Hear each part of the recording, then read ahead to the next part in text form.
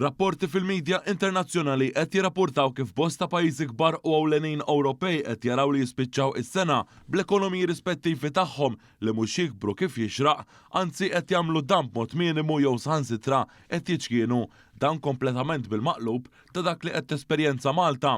Fil-pajjiż ġar tagħna l-Italja qed ikun imbassar li din is-sena l-ekonomija se tikber biss b'rata ta' inqas m'1%. L-aħħar tbassir tal-Bank Ċentrali Taljan u inqas minn dak li sar preċedentament aktar kmieni din is-sena. Wara xhur ta' staġnar l-ekonomija fir-Renju Unit ukoll kibret b'mod minimu b'0.2% fix-xahar ta' Awwissu. Sa dan it-tant, is-sit internazzjonali Reuters irrapporta kif l-ekonomija Ġermaniża meqjusa fost l-akbar li jeżistu fl-Unjoni Ewropea se tkun saħansitra qed tonqos b'0.2% din is-sena.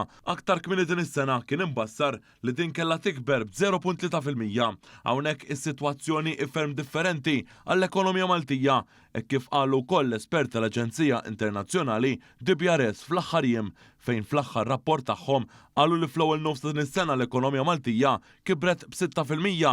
Id-DBRS qalet ukoll kif l-ekonomija Maltija se tibqa' tikber ferm aktar mill-bqija tal-pajjiżi Ewropej. Reżiljenza fl-ekonomija Maltija li baqgħet tikber b'mod b'saħħtu ġie b'mod partikolari mis-sosten tas-sussidji tal-Gvern Malti li għal dawn l-aħħar snin ipproteġew l-impjiegi u anke laqgħu għad-daqqiet fil-kriżi tal-enerġija biex bqajna ingawdu minn prezzijiet tal-elettriku, il-gass u l-fjuwil stabbli mingħajr ma qolgħu ċenteż wieħed xi ħaġa li l-ebda pajjiż ieħor fl-Unjoni Ewropea m'għamel.